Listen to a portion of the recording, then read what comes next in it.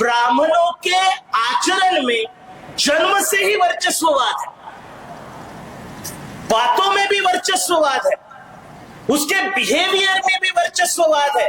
और इसी वर्चस्ववाद और असमानता की विचारधारा को ध्यान में रखकर बाबा साहब कहते हैं कि ब्राह्मणों की और बौद्धों की पुरानी दुश्मनी है और दुश्मनी के कारण हमें ब्राह्मणों को हमारे रिवाइवल के बुद्धिस्ट रिवाइवल मूवमेंट में पावर पोजीशन में नहीं रखना होगा।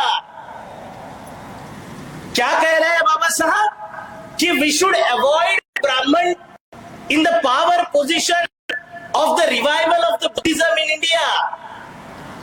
पावर पोजीशन में ब्राह्मणों को करते हैं तो ब्राह्मण लोग मूवमेंट को मिसगाइड और मिसलीड करते हैं। हमारे लोगों को बाबा साहब ने बताई हुई ये जो बात है वो बात समझ में नहीं आई। दीक्षा भूमि के सत्यानाश का कारण भी यही है। साथियों, 1954 में नरे पार्क में बाबा साहब का भाषण हो रहा था और बुद्ध जयंती का अवसर था। बाबा साहब अंबेडकर भाषण में कह रहे थे कि मैं अभी बुद्ध का उपासक का शब्द भी बुद्धिस्ट शब्द है, उपासक ब्राह्मणों का शब्द नहीं है। मैं बहुत इंपॉर्टेंट बात कह रहा हूं। भंते जी यहाँ पर आए थे, उन्होंने ब्राह्मण यह शब्द कहने में थोड़ी हिचकिचाहट महसूस की और उन्होंने बार बार एक बात कही, शेंडी वाले ऐसा शब्द उन्होंने कहा। मैं भी बहुत दिन से सोच रहा था ऐसा क्यों कहते हैं लोग। तो जैसे मैंने कहा कि ब्राह्मणों का कुछ भी नहीं है, ब्राह्मण नाम भी ब्राह्मणों का नहीं है, ये भी बुद्धिज्म का नाम। क्योंकि एक अम्बट्ट सुत्त है, उस अम्बट्ट सुत्त में अम्बट्ट और भारद्वाज बुद्ध के पास जाते हैं। ये दोनों ब्राह्मण होते हैं उस समय के वैदिक। ये शाक्यों के सभा चल रही होती है और शाक्यों के यहाँ पर जाते हैं। शाक्यों की ऐसी मीटिंग चल रही होती है और भारद्वाज और अम्बट्ट खड़े होते हैं। वो खुद को वैदिक ब्राह्मण समझते हैं, जन्म के आधार पर ब्राह्मण समझते हैं। शाक्यों के मीटिंग में अम्बट्ट को और भारद्वाज को कोई तवज्जो दिए नहीं गया और अम्बट्ट और भारद्वाज को खड़े ही रखा गया। वो बहुत परेशान हुए, उनको अपमान लगा। वो बुद्ध के पास गए और उन्होंने कहा कि तथागत हम शाक्यों के सभा में गए थे, शाक्यों ने तो हमको पूछा ही नहीं, हमको खड़े के खड़े ही रखा। तो बुद्ध ने उनको जवाब दिया कि शाक्याज आर राइट, शाक्य सही है।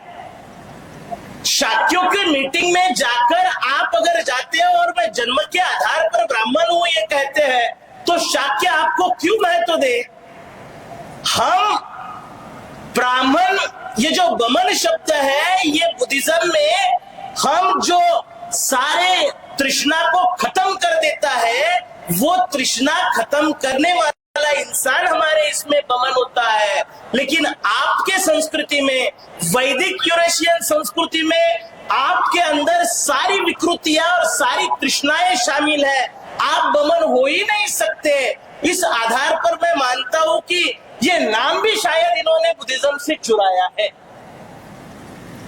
साथियों, बाबा साहब अंबेडकर नरे पार्क में जब भाषण दे रहे थे तो बाबा साहब अंबेडकर ने कहा कि मैं अब बुद्ध का उपासक बन गया हूं, अब मैं केवल मुंह से बोलूंगा नहीं, मेरे आखिरी जो समय बचा हुआ है ये सारा समय मैं बुद्धिज्म के प्रसार और प्रचार में अब लगा दूंगा। बाबा साहब अंबेडकर के इस भाषण को सुनकर उस समय का बदमाश लक्ष्मण शास्त्री जोशी ब्राह्मण, उसने कहा कि बाबा साहब अंबेडकर का अवतार कार्य अब खत्म हो चुका है। लक्ष्मण शास्त्री जोशी के इस विधान को उत्तर देते हुए बाबा साहब अंबेडकर ने 1956 में कहा कि जब तक ब्राह्मणवाद को जमीन के अंदर में गाड़ता नहीं हो तब तक मेरा अवतार कार्य खत्म होने वाला नहीं है। बाबा साहब अंबेडकर ने जिस चीज की शपथ ली थी कि मैं ब्राह्मणवाद को खत्म कर कर ही या इस देश चला जाऊंगा, यह शपथ बाबा की इतनी खतरनाक थी कि ब्राह्मणों को लगा बाबा साहब अंबेडकर को बहुत दिन ज्यादा जिंदा रखना खतरे से खाली नहीं होगा। बहुत अकस्मात और संदिग्ध रूप से बाबा साहब अंबेडकर को 1956 में जो मृत्यु हुई, इस मृत्यु का हमें बहुत ज्यादा अफसोस नहीं, ये हमारे लिए बहुत बहुत विचित्र घटना है। उस बाबा साहब अंबेडकर के निर्वाण के बाद आंदोलन जैसे रुक गया था, लेकिन उस आंदोलन को चलाने की सारी जिम्मेवारी आज हमने ली हुई है। साथियों, आज हम आरएसएस के ऊपर, ब्राह्मणों के ऊपर बोलने से बहुत बेहतर होगा कि हम लोग 1925 में जिस आरएसएस का स्थापना किया गया और आज 100 साल वो पूरे करके मनाने जा रहे हैं। साथियों, ये संघ जो है, संघ सही मायने में बाबा साहब अंबेडकर ने 1927 में समता समाज संघ नाम का जो संगठन निर्माण किया, बहुत अहम बात है। 1927 में बाबा साहब अंबेडकर ने समता समाज संघ का स्थापना की। ये संघ क्यों बनाया गया? बाबा साहब अंबेडकर के कार्य से प्रेरित होकर जो सवर्ण वर्ग के कुछ युवा लोग थे, बच्चे थे, वो प्रेरित हुए और उन्होंने कहा कि हम आपका आंदोलन चलाना चाहते हैं। बाबा साहब ने कहा, मैं अलग संगठन आपको बना देता हूं और वो संगठन के माध्यम से आप काम करो और वो काम अपने लोगों में चलाओ। 1927 में बाबा साहब ने समता समाज संघ की स्थापना की, लेकिन उसके पहले 1922 से बाबा साहब अंबेडकर के साथ सवर्ण, जो थोड़े शेड्यूल्ड कास्ट से ओबीसी या अपर कास्ट के लोग बाबा साहब अंबेडकर के विचारधारा पर काम करने वाले जो युवा थे, उनको संगठित करने का बाबा साहब काम कर रहे थे। साथियों, 1925 में आरएसएस का राष्ट्रीय स्वयंसेवक संघ बनाना यह कोई एक संयोग नहीं है, बल्कि समता समाज संघ के माध्यम से जो लोग, जो युवा बच्चे जो अनुसूचित जाति से नहीं थे, उन लोगों को बाबा साहब अंबेडकर के कारवा से रोकने के लिए या बाबा साहब अंबेडकर के पास में नहीं चाहिए, इसलिए बड़े पैमाने पर 1925 को आरएसएस की जो स्थापना की गई, इसका भी कारण वास्तव में बाबा साहब अंबेडकर का कारवा रोकने का ही मकसद था। मैं बहुत ज्यादा नहीं जाऊंगा, लेकिन लास्ट एक अनछुआ सब्जेक्ट है और वो बताकर मैं बात खत्म करता हूं। वो आखिरी जो सब्जेक्ट है, अनागरिक धर्म।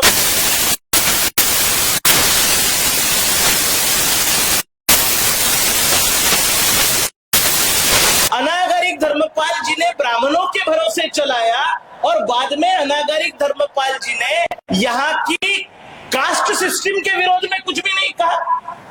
इसलिए बहुत सारे अंबेडकरवादी, फुले शाहू अंबेडकरवादी और बाबा साहब की मूवमेंट चलाने वाले लोगों को अनागरिक धर्मपाल जी के बारे में कुछ जानकारी भी नहीं थी और अनागरिक धर्मपाल जी का आंदोलन भी मालूम नहीं था। साथियों, अनागरिक धर्मपाल जी का जानबूझकर ऐसा प्रसार और प्रचार करने का काम महाबोधि सोसाइटी के ब्राह्मणों ने ही किया, क्योंकि अनागरिक धर्मपाल जी एक वर्ल्ड लेवल के लीडरशिप थे। अगर अनागरिक धर्मपाल जी के कारवा से बाबा साहब अंबेडकर जुड़ जाते तो बाबा साहब अंबेडकर की मूवमेंट ये वर्ल्ड लेवल की मूवमेंट बनती थी। 1925 में अनागरिक धर्मपाल जी ने एक लेटर लिखा था एक फ्रेंच व्यक्ति को। उस लेटर में लिखा था कि मैं अभी बहुत बूढ़ा हो चुका हूं, लेकिन मैं भारत के अनुसूचित जो लोग हैं, जो अस्पृश्य लोग हैं, उन अस्पृश्य लोगों को बौद्ध धर्म की राह दिखाने जा रहा हूं। अनागरिक धर्मपाल जी ने 1925 को यह ऐलान किया, वो पत्र में लिखा और एक वहां पे कंसर्न लिखा कि मैं अभी बहुत बीमार रहता हूं और डॉक्टर ने मुझे कहा कि मैं ज्यादा घूम नहीं पा रहा हूं, मेरे को बेड रेस्ट लेने के लिए कहा है, लेकिन मेरी दिली ख्वाहिश है कि मैं यहाँ के अस्पृश्यों को बौद्ध धर्म की दीक्षा दूं। साथियों, 1925 में अनागरिक धर्मपाल जी ने जो आंदोलन चालू किया था वो यहाँ के अस्पृश्यों को बुद्धिज्म देना अनागरिक धर्मपाल जी का सपना 1956 में बाबा साहब अंबेडकर ने चलाकर अनागरिक धर्मपाल जी के सपने को पूरा किया। साथियों 1935 में बाबा साहब अंबेडकर ने, मैं बौद्ध धर्म में, मैं हिंदू करके पैदा हुआ लेकिन हिंदू करके मरूंगा नहीं, वो मेरे हाथ में नहीं है, ये घोषणा जब की, ये कोई हवा में घोषणा नहीं थी। 1935 में बाबा साहब अंबेडकर ने घोषणा की, लेकिन 1933 में अनागरिक धर्मपाल जी का मृत्यु हुआ और ये धम्म का चक्र जो अनागरिक धर्मपाल जी ने घुमाया था, ये धम्म का चक्र गतिमान ही रहना चाहिए, वो रुकना नहीं चाहिए। इसलिए बाबा साहब अंबेडकर ने 1935 में बौद्ध धम्म को या फिर धर्मांतर की घोषणा की। साथियों, मैं आखिरी बात कहकर रुकता हूं। जिस साल में अनागरिक धर्मपाल ने इस देश में बौद्ध धर्म के आंदोलन को पुनरुज्जीवित करने के लिए, महाबोधि के आंदोलन को चलाने के लिए जनवरी 1891 में अनागरिक धर्मपाल जी भारत में आए, उसी साल 4 महीने बाद इस देश में बौद्ध धर्म के मूवमेंट को अपने उच्च स्तर पर लेने जाने वाला महामानव पैदा हुआ 1891 में, महामानव डॉक्टर बाबा साहब अंबेडकर। साथियों, हमें ये कड़ियां जोड़ने होगी और बाबा साहब अंबेडकर के कारवा को आगे बढ़ाने के लिए जो लोग, जो संगठन हमारे साथ आना चाहता है, उन सभी लोगों को जोड़ने का हम काम करेंगे। और आने वाले समय में, मेरे पास वक्त कम है, आने वाले समय में इस बुद्धिस्ट इंटरनेशनल नेटवर्क के कारवा को आगे बढ़ाने के लिए आप सब लोग साथ सहयोग करोगे, इस आशा और विश्वास के साथ मैं यहाँ पर रुकता हूँ। धन्यवाद। नमो बुद्धाय। जय भीम, जय भारत।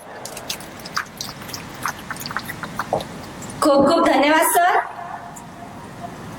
यानंतर धम्मपद या पुस्तकाचे लेखक माननीय राव फुलमाळी सर, प्रकाशक आहे